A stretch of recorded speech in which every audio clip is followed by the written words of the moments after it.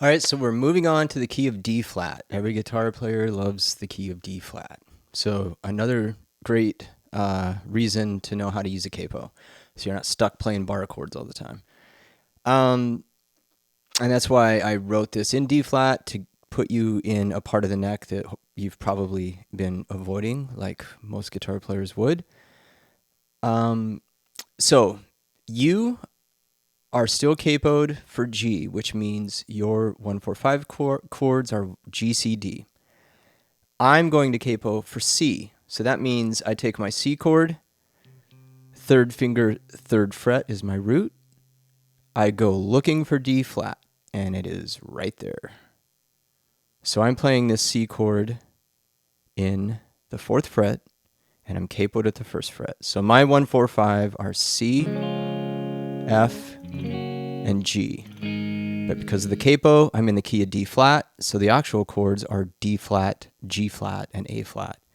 You're capoed for G, C, D, and we should be in the same key, D flat.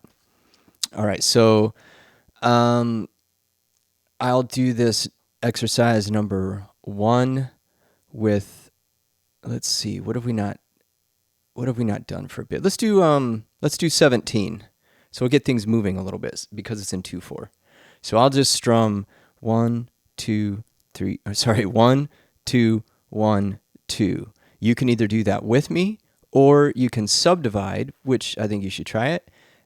Do rhythm number 18 or 19. So I'll be playing on the strong part of the beat, and you'll be playing on the end of the beat of beat 1 and 2 if you're doing number 18. 19, you'll just be playing the end of the beat on beat 1, and then you'll be with me on beat 2. Okay, so the strum pattern for me will be 1, 2, 1, 2. Here we go. 1, 2, 1, 2.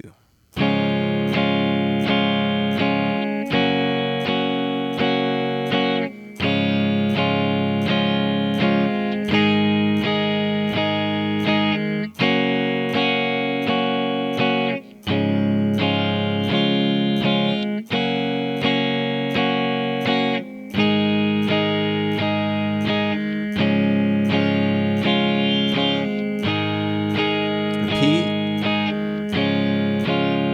4 chord,